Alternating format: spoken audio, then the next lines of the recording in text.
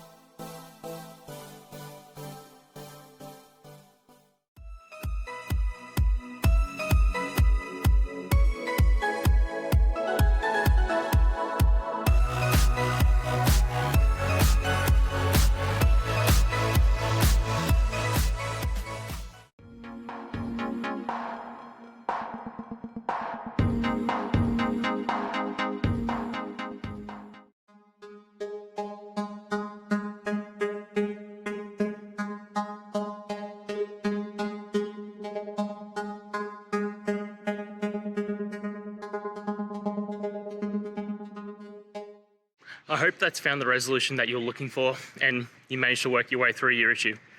Please, if it did help, hit subscribe. I'd really appreciate it. And until the next technical time you need help, have a good one.